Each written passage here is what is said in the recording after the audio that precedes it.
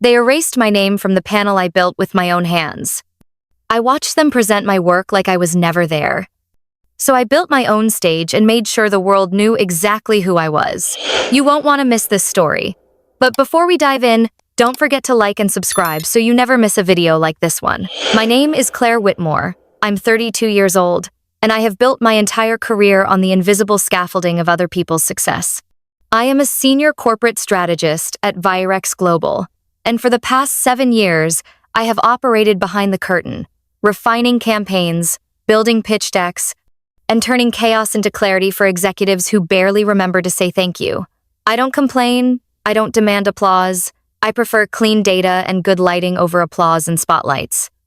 But that morning, as I stood by the breakfast bar sipping lukewarm coffee and scanning the printed lineup for our industry's most anticipated leadership panel, my stomach tightened into something small and sharp. My name wasn't there, not in the speaker section, not in the bios, not in the credits at the bottom. I triple-checked. Then again, slower this time, as if I had misread myself out of existence. I had spent 3 months writing that panel's script, gathering metrics, coordinating rehearsals, crafting the keynote. My fingerprints were on every line, every graph, every carefully rehearsed anecdote about vision and transparency. And yet, I was nowhere, just gone, a ghost at a table I had built. At first, I assumed it was a clerical error, a misprint, some last-minute switch that no one had told me about. But when I approached Lila, our events director, and asked with what I hoped was composure, she blinked once, then said, "Oh, I thought you knew. We went with a tighter speaker list. Just senior VPs. Optics." She said the word like it explained everything. I nodded. I didn't trust myself to speak. I walked back to my desk, hands trembling slightly, and stared at the color-coded spreadsheet, still open on my screen, the one I had created, to coordinate the panel from inception to rehearsal. It felt like staring at the blueprints of a house I wasn't allowed to live in. My inbox pinged with calendar updates for rehearsals I was no longer part of. I watched as colleagues I had trained were added to threads that used to include me. Not one person asked me if I was okay. Not one person said, "This doesn't feel right." That was the part that stung. The absence of protest, the casual betrayal of silence. I sat at my desk, eyes burning, fingers frozen on the keyboard, and I thought of my father's voice, low and steady from years ago when I was still green and hungry and scared of being overlooked. He once told me, "They will always forget the woman who writes the speech, but never forget that the pen is still in your hand." I didn't feel powerful that day. I felt hollow and small. But I also felt something begin to form beneath the shame, like heat beneath ice. I didn't know it yet, but the erasure of my name would become the first sentence in a story I would later write in bold, undeniable font, one they would never be able to delete. I stood in the back of the conference room, the kind of temporary ballroom that smells faintly of coffee and ego, and I watched them applaud for words I had written and ideas I had spent sleepless nights shaping into clarity. The spotlight bathed the stage in a soft golden glow, and one by one, my colleagues stepped up to the podium to speak lines I had rehearsed with them, in meeting rooms and Slack threads and whispered late-night calls. My heart didn't pound, it clenched, quietly. With each round of applause, I felt it pull tighter, like a thread winding around my ribs. They laughed at the clever analogies I had come up with. They nodded at the slides I had designed. They repeated phrases I remembered pulling from the margins of a notebook I kept in my kitchen. The one with coffee stains and scribbled half-thoughts. And yet I remained where I always had been, in the shadows. My badge read Claire Whitmore, Strategy, but no one asked me what I had strategized.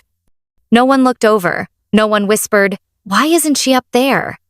The room was filled with executives, clients, and media reps, all clapping for a version of truth that had my fingerprints all over it, but none of my presence. And the worst part, the sharpest insult, was that I didn't expect anything different. I had trained myself to be the scaffolding that others climbed. But standing there, holding a paper cup with shaking fingers, I realized that being invisible had never protected me. It had only made me easier to steal from. I watched as my manager beamed when someone called him a visionary. I watched as the new hire I had trained recited the data I had compiled. My chest didn't ache from pride. It burned from something else entirely. They had taken my work, my voice, my hours of unpaid labor, and dressed it in their suits and smiles like it was theirs all along, and I let them. I had let them for years. But that night, as the lights dimmed for the closing keynote and my name had yet to be spoken aloud, I stopped smiling. I stopped pretending. I walked to the back of the room where the tech crew sat, glanced at the panel notes still open on the control screen, and saw my edits highlighted in yellow. My body stayed still, but something in me shifted. I didn't cry. I didn't scream. I just knew. If I couldn't take the stage they owed me, I would take the story back instead. And when I did, it wouldn't come with applause. It would come with consequences. Let them soak in their standing ovation now. Because the silence they gave me was already gathering power, and one day soon, it would be the loudest sound in the room. The thing they never show on stage is the part where the architect sits on her kitchen floor at midnight, surrounded by half-drunk tea, red-streaked edits, and an aching back from hunching over spreadsheets for 12 hours straight. I remember the weight of it, not just the hours, but the precision, the careful threading of strategy and storytelling into something that didn't just inform, but inspired. They called it a turning point in the campaign when it landed, but no one saw the version that was just raw notes scrawled in the margins of my day planner. Or the moment I realized the data contradicted our original pitch and rewrote it from the ground up in one caffeine-fueled sitting. I did not create that work for applause. I did it because I believed in the mission, because I thought excellence would be enough. I remember when the deck was still a mess of slides and placeholder text, when my eyes were so dry from staring at the screen that I had to blink twice just to keep reading. It was me who shaped the message, who carved the tagline from a scatter of words and made it sing. I remember giving up my weekend to polish the script they're now performing like actors in a play they didn't write. I wrote the lines. I designed the rhythm of the story arc. I rehearsed with them, coached them on delivery, told them which jokes landed and which metaphors felt too forced. And now I sit here, watching them perform a symphony I composed. Every note familiar, every slide like a fingerprint they're pretending is theirs. No mention of me. No nod, not even a footnote in the handouts. They moved past me as if I was nothing more than a temporary rung on a ladder they never intended to climb beside me. But I remember everything. I remember my manager nodding absently during our prep sessions, his phone lighting up while I explained the insights he's now presenting as his own. I remember being told I was too junior to take the stage, despite leading the campaign from day one. And I remember thinking, just for a moment, that maybe they were right, that maybe I was being overly sensitive. But now, seated behind the curtain they have drawn around themselves, I can see clearly. I was not sensitive. I was erased. And every time they open their mouths and recite my words, they remind me of just how loud a silence can be when it's full of stolen labor. I built this. Every corner, every curve, every beam that holds their spotlight steady. They are walking through the house I designed, pretending they live there. But I kept the blueprints. And if they think I will stay behind the curtain forever, they've misunderstood the kind of woman they chose to overlook. When I finally walked into his office, my heart was steady but my palms were damp, that strange mix of clarity and rage simmering just beneath the surface like a kettle that had boiled too long. I had rehearsed it in my head all morning, the way I would ask calmly, directly, without accusation, just a simple question. Why wasn't I included? Why was my name missing from the agenda, the emails, the very panel I built from a blank Word doc? He didn't look up from his screen at first, fingers tapping like he was playing a game of pretend importance. And then when he did, his expression was already sliding into that managerial neutrality I had come to recognize as danger wrapped in politeness. "Claire," he said with a smile that didn't meet his eyes, "you're great at the back end." He said it like a compliment, like he was offering me a piece of cake for being obedient. But we needed someone with more charisma up front. The words didn't slap me. They sliced. Clean, casual, like he was discussing weather or printer toner, as if telling a grown woman with a track record of saving multi-million-dollar deals that she wasn't shiny enough to be seen wasn't an act of erasure. I blinked, because part of me wanted to laugh, to see if he would flinch at the sound. But he didn't. He just kept going, talking about optics and presence and how leadership had to think about external appeal, which I understood instantly meant photogenic, polished, probably taller, maybe male. Definitely not me. I felt the sting rise behind my eyes, and I hated it, because tears were too easy to misinterpret in rooms like that. I nodded slowly, said thank you, and walked out. Not because I agreed, but because I understood now that no amount of output would ever outweigh their obsession with packaging. It wasn't just about missing the panel. It was about being the scaffolding they climbed and discarded. He could dress it up in any euphemism he wanted, but what he meant was clear. I was the blueprint, but not the face. The mind, but not the voice. The hand behind the curtain, steady and silent. And I realized in that moment that this wasn't a misunderstanding. It was policy disguised as preference. The quiet fury that unfurled in my chest didn't explode. It settled. It sharpened. Because once someone tells you you're not enough to be seen, what they're really doing is giving you permission to stop shrinking. I left his office with a different kind of clarity than the one I entered with. I had spent years trying to earn visibility. Now I was ready to take it without asking. And when I did, I would make sure they remembered exactly who they left off the stage. The change wasn't loud. It never is. Not in offices like ours where hostility wears a smile and exclusion is wrapped in politeness. It began with small things, the kind you could almost convince yourself were coincidences. Slack threads she used to lead now moved on without her. Conversations that once lit up her notifications now seemed to die when her name appeared. Meetings she used to be invited to mysteriously vanished from her calendar, replaced by silence and vague mentions of smaller teams. At first, Claire told herself she was imagining it, that maybe everyone was just busy, that maybe she had overreacted, but the pattern was too neat to be chance. Her ideas during morning stand-ups were brushed past or circled back to only when someone else rephrased them. Projects she'd nurtured from concept to execution were suddenly being handed off to more collaborative teams, usually led by men she had trained. And the worst part was not the exclusion itself, but the way no one acknowledged it. The colleagues who once dropped by her desk for advice now avoided eye contact. The junior analyst she stayed late to coach 3 nights in a row started speaking over her in meetings, mimicking the confident tone Claire had once taught her to use. Even her manager's feedback turned frosty, complimenting her reliability, like she was office furniture, solid but unremarkable. The company was pushing her out without ever saying it aloud, hoping she would get tired of feeling unnecessary and quietly remove herself. It was the professional version of ghosting, but done in the full light of day. Claire felt like a ghost haunting her own job, walking through the same halls, sitting at the same desk, but no longer visible in the way that mattered. She stopped speaking up as much. Not because she had nothing to say, but because the silence that followed had started to sting too much. She watched as others were handed microphones she had built, and every day became a tightrope between professionalism and grief. Grief for the version of herself who had once believed hard work and integrity would be enough. She found herself coming in earlier and staying later, just to feel the hum of the office without the weight of their eyes or lack thereof. And yet, in that isolation, something new began to simmer.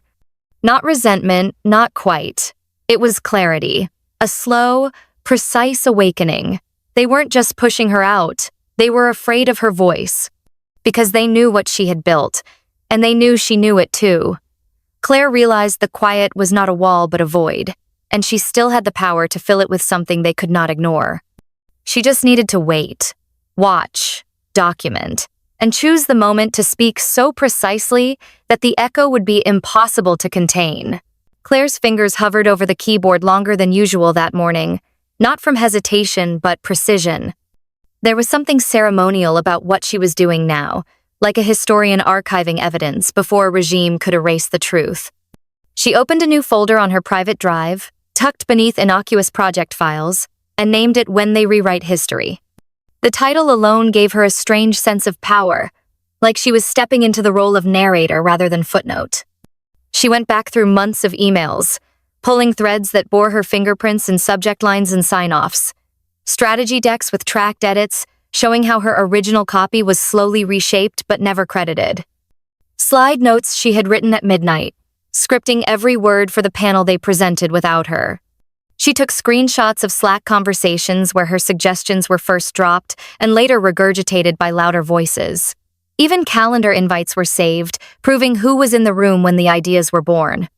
The more she collected, the more the story formed itself, piece by piece, like a quilt stitched with intention. Not a story they could spin, but one grounded in timestamps, revisions, digital footprints they had forgotten could betray them. Her laptop became her witness. Every click, every save, every export added weight to her side of the scale. She wasn't planning revenge. Not yet. This wasn't about fury. It was about record, about memory, about refusing to let herself be erased quietly. Each file she saved felt like placing a brick into a foundation that would not crumble, no matter how charming her boss's next keynote might be.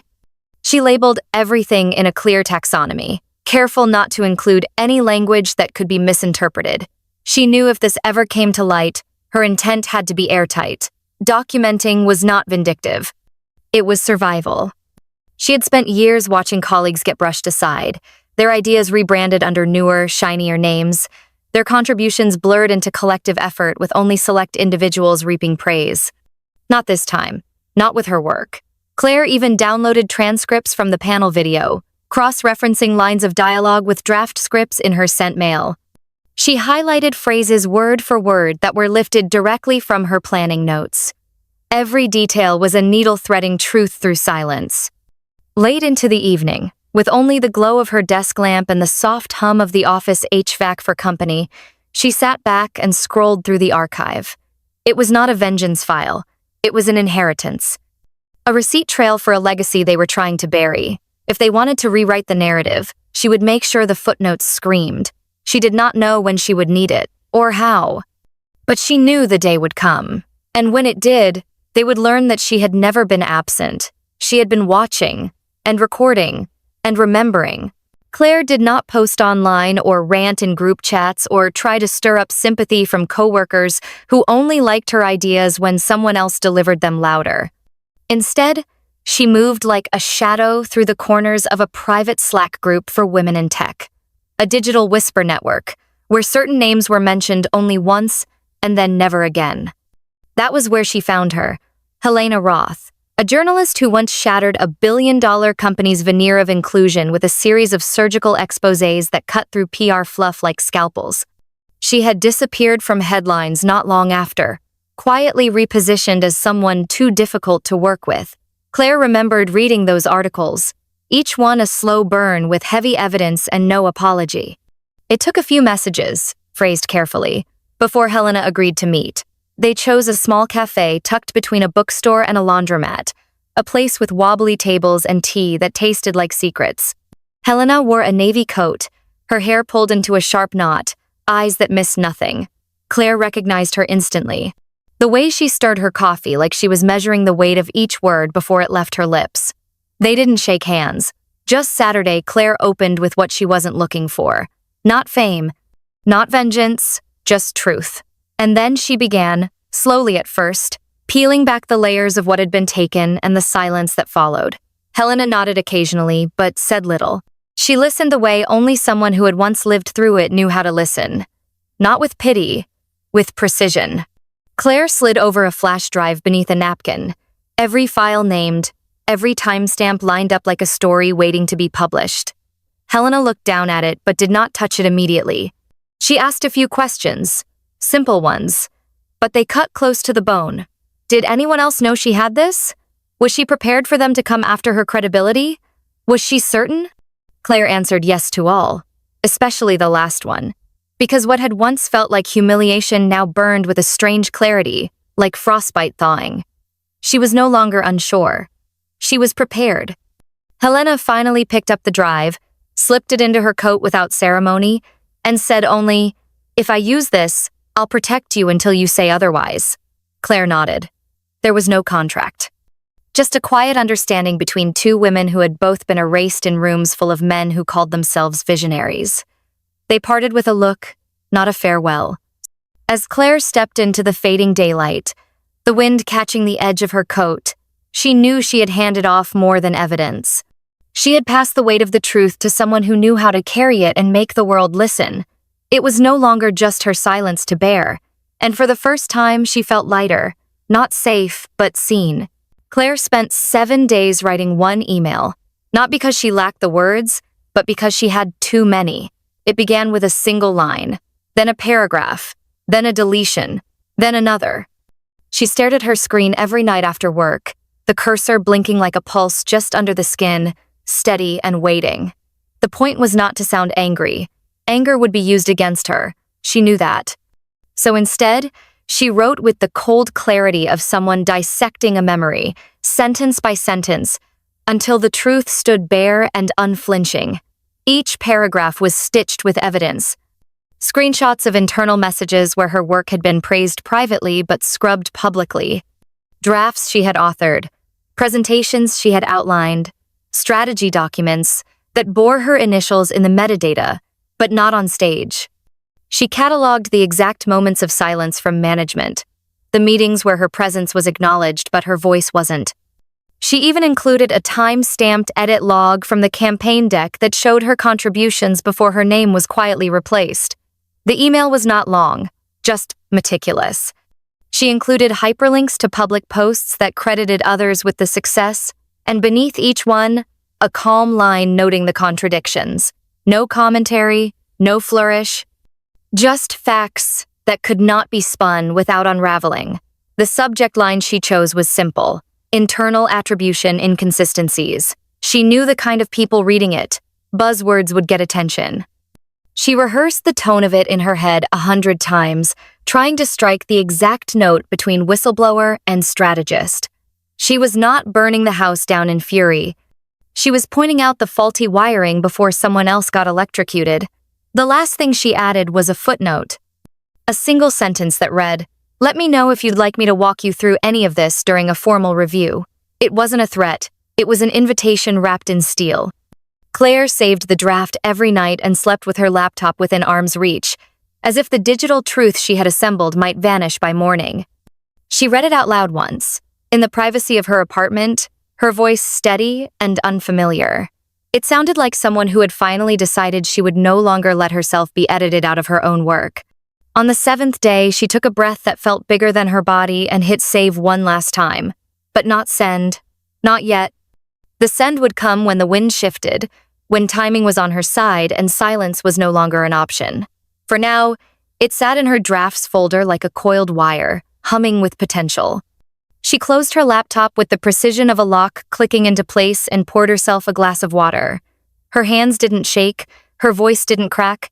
The truth was written, and soon, it would speak for itself. At exactly 9:02 a.m. on a Thursday morning, Claire hit send. The motion itself was nothing dramatic, just a soft click, a casual nudge of her index finger against the mouse, but it felt like releasing a trapdoor beneath everything that had been built on her silence. The email went to the journalist first, then to the ethics division of the parent company, and finally to 3 of the corporation's biggest external sponsors. Every recipient was blind copied. Every sentence had been weighed, trimmed, and balanced like a surgeon's scalpel. There was no emotion, no dramatic phrasing or high-octane accusations, just line after line of verifiable truth. Facts arranged with precision. It was less of a letter and more of a ledger. Each attachment, each hyperlink, each redacted internal thread formed a trail that could not be dismissed without raising questions. Claire didn't wait for a reply. She didn't pace or bite her nails or stare at her inbox like a character in a drama. She simply stood, adjusted her blazer, and walked to the kitchen to make coffee, as if it were any other day. But something in her chest felt newly still, like a wire that had stopped buzzing. She had not written the email to destroy anything. She had written it because there comes a moment when the refusal to name a truth becomes its own kind of lie. As the minutes passed, she returned to her desk, answered unrelated emails, reviewed project timelines, and responded to Slack messages with the same grace she always had. Nobody knew. Not yet. But the silence around her felt thinner, as if the air itself was holding its breath. At 9:38 a.m., she received a read receipt from the journalist. At 9:41, a brief reply from one of the sponsors thanking her for her transparency and courage. She didn't smile. She didn't cry. She just leaned back and looked at the corner of her screen where the clock ticked on like it always had. But something irreversible had occurred. Something that couldn't be retracted or softened. And she didn't feel fear. She felt clean, like someone who had stepped out of a long, dark tunnel and blinked in the light. She had not yelled. She had not begged. She had not demanded a seat at any table. She had simply presented the receipts and walked away from the illusion that they were ever going to pass her the mic willingly. By Friday morning, the air felt different, electric in a way that vibrated beneath the usual hum of office routines. Claire arrived to her desk like always, early, unbothered, but her screen was already blinking with notifications that moved too fast to count. Her name, once buried in meeting notes and back-end code, was suddenly everywhere. Screenshots of strategy decks she had authored, email snippets she had saved, and internal messages contradicting public claims had begun circulating across LinkedIn and Twitter. It started with a whisper, one repost from a former colleague who had left the company last year, then another from a mid-level manager at a competing firm. Within hours, the whisper had turned into a roar. Someone had attached a new hashtag to the thread, number credited but forgotten. It caught fire. Dozens of industry professionals chimed in with their own stories, their own thefts masked as teamwork, their own applause heard from the shadows of others' stages. Claire watched it unfold without posting a single word. She didn't like or share. She didn't comment. She simply sat still, letting the truth breathe now that it had space to. Her inbox filled with quiet messages, some from strangers, others from people she hadn't spoken to in years. A former mentor apologized. An intern she once coached thanked her for giving them the language to understand what had been happening to them. Even a senior executive from another company wrote, "I believe you. I'm sorry." The ones who had stolen from her stayed silent, hoping the noise would pass. But silence, once broken, has a way of expanding. Claire walked through the halls that day, not as a ghost, but as a name on everyone's mind. Nobody looked her in the eye. Not yet, but the shift had happened. In the break room, whispers paused when she walked in.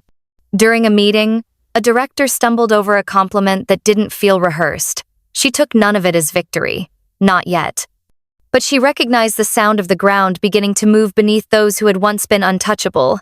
By the time the workday ended, the story had been picked up by a mid-tier business blog, and the journalist she had met earlier that month texted, "It's gaining legs. Be ready." Claire turned off her monitor slowly, slid her chair back, and stood. She wasn't waiting for permission anymore.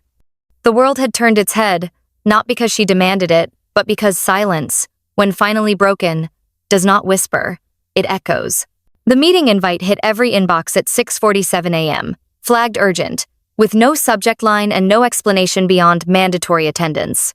Claire stared at it for a moment, unsurprised but still amused by the sudden scramble from leadership. By 9 a.m., the entire company was packed into the large conference room, some physically, others joining by video, all of them quiet and tight-lipped. At the front stood the VP of Communications, flanked by two HR representatives who looked like they'd been dragged out of bed. There was no greeting, no acknowledgement of the elephant sitting in the room wearing Claire's face. Just a bland, sanitized statement about recent social media activity and how some misinformation may be circulating. The VP's voice wavered between performance and panic, trying to sound composed while skating around anything concrete. He spoke of commitment to transparency, without referencing the screenshots now pinned to the top of business forums. He emphasized corporate integrity without naming the whistleblower. The staff sat stiff in their seats, some pretending to take notes, others watching silently as the higher-ups twisted themselves into knots, trying to contain a fire already burning through their walls. Claire watched from the third row, her face unreadable, her posture straight. The irony wasn't lost on her that the very people who had erased her name from the panel were now tripping over it in hushed conference calls and lawyer-reviewed press drafts. After the meeting, the whispers bloomed like weeds through the hallways, fast and uncontrollable. Two senior staffers walked past her and lowered their voices mid-sentence. A junior employee paused at the coffee machine, eyes wide, as if seeing her for the first time. Word had reached the boardroom too.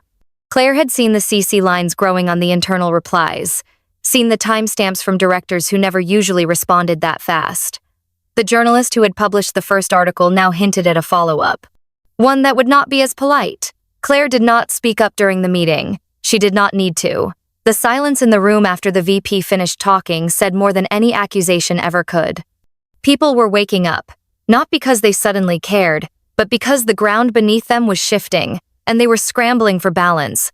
Claire simply stood, gathered her notepad, and walked out. Not rushed, not rattled, just ready. There was power in letting them sweat in the silence they once forced on her. The email Claire sent was no longer just a whisper in private group chats or a quiet ripple on social media.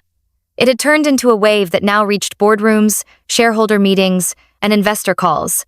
Her boss, Mark Ellison, the same man who once told her she was better suited to back-end roles while stealing her work for the front stage, was suddenly not in the office, not on Slack, not responding to emails.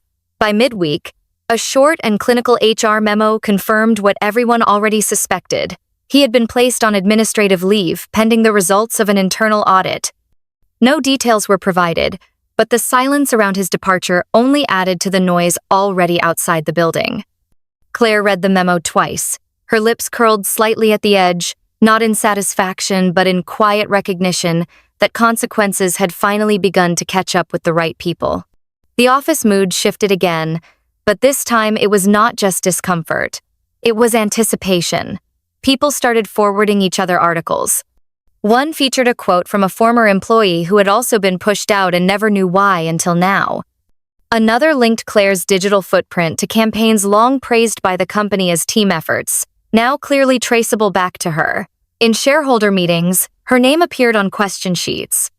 Investors were asking what the company planned to do to address leadership credibility. Claire did not smile, but she felt it.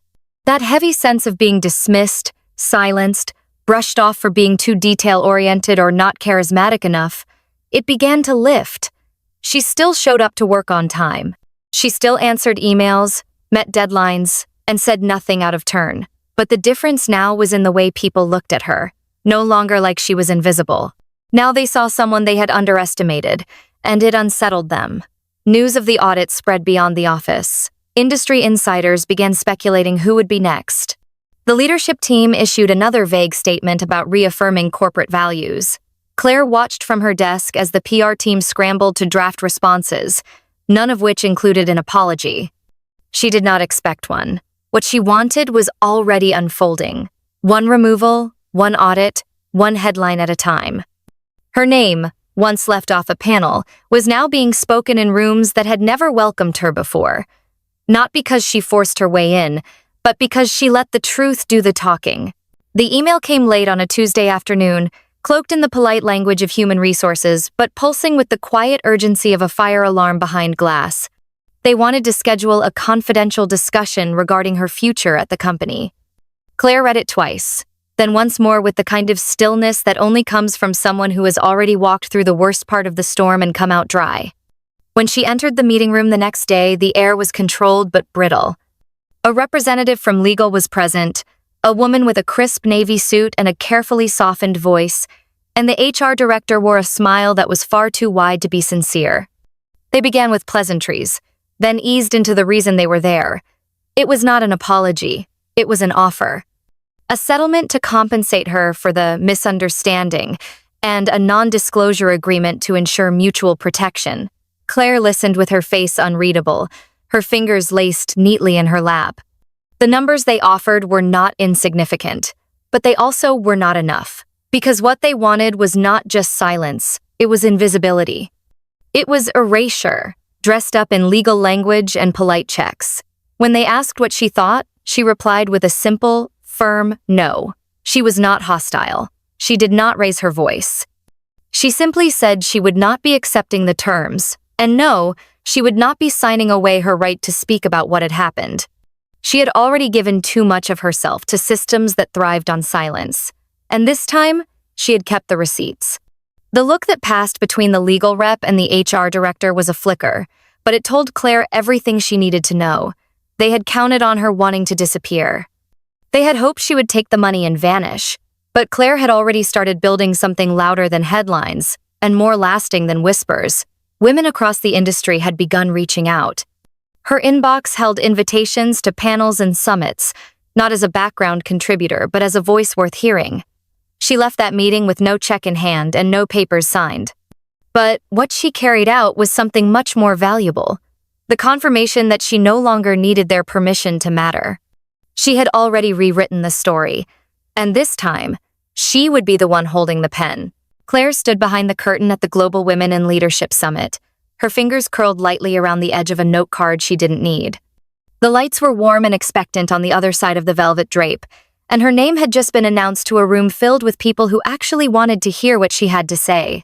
Not out of obligation, not as a placeholder, but because she had something to teach. She walked out to applause that felt earned, not orchestrated. This time, no one else was holding the mic. She spoke not about revenge, not even about justice, but about recognition, and how often the women who build the scaffolding of innovation are made invisible once the ribbon is cut. She used examples from her own experience, carefully omitting names, but not sparing the truth. Her words did not tremble. They landed like steady drum beats in a room full of people who had seen it too. After her talk, the line to speak with her stretched beyond the auditorium walls. She was approached by a publisher. A crisp business card slid discreetly into her palm. The words, "book deal," murmured with respectful intent. A well-known consulting firm requested a sit-down to discuss her insights on credit transparency and ethical attribution. And then, the most unexpected invitation of all, a boutique strategy firm that wanted her not just as a consultant, but as a partner, someone whose name would be placed on the glass beside theirs, whose decisions would not be funneled through someone more charismatic or more palatable, but whose influence would be direct and real. Claire went home that evening with a folder full of offers and a calendar suddenly blooming with possibility. She opened her laptop and stared at the desktop folder that had started everything. When they rewrite history, and she didn't cry or rage or gloat. She simply smiled, then duplicated the folder and renamed the new one, "This is how you write it yourself." Her story was no longer one of erasure but of authorship. Not the kind granted by gatekeepers, but the kind taken, one sentence at a time. When she signed the book deal, she made sure the first chapter began exactly where they tried to cut her out. When she walked into the new office, her name was already on the etched glass beside the door, crisp and undeniable. Claire Whitmore, strategist, speaker, author, no footnotes, no asterisks. Just her, finally just her. 1 year later, I stood beneath the same ceiling lights that had once warmed everyone but me. The carpet hadn't changed. The chairs still formed perfect rows, but everything else had. This time, I was not watching from the back. I was not squinting at a lineup of speakers who were reciting my sentences as if they had written them themselves. I was center stage, standing behind a podium with my name printed clearly on the screen behind me. Claire Whitmore. No titles added. No explanations necessary. The room was packed, not with coworkers hoping to climb a ladder, but with professionals, students, and leaders who had followed the story. Some knew every detail. Others had only seen the headline. But all of them had come to hear what I had to say now. My heels clicked softly on the wooden floor as I approached the microphone, and for a moment, I let the silence stretch. Not to intimidate, not to command, but to breathe. I remembered every invisible nudge, every backhanded compliment, every time my ideas were applauded only after someone else spoke them. I remembered how it felt to open the program and not see my name, how the air had left my lungs like a popped balloon, quiet and disappointing, but none of that haunted me now. It was background noise, a hum I had learned to speak over. My talk was about resilience and authorship, but mostly it was about the architecture of visibility. How women are often told they must be patient, that recognition will come if they just wait long enough or smile the right way. I told the truth instead. About how I built my own platform when the one I helped create erased me. About how I stopped asking for a seat and started designing the floor plan. When I finished, the applause felt different, not frantic, not polite, just full. I didn't need validation anymore, but it was still a bomb. As I gathered my notes and turned to leave, someone from the front row asked me what I would say to the younger version of myself who sat in this same room feeling invisible. I paused only briefly before replying. I said, "They told me I didn't belong on their panel, so I built my own." Then I smiled, stepped down from the stage I had once been denied, and walked off it, knowing I would never again wait for anyone to hand me a microphone. I had already learned how to make my own.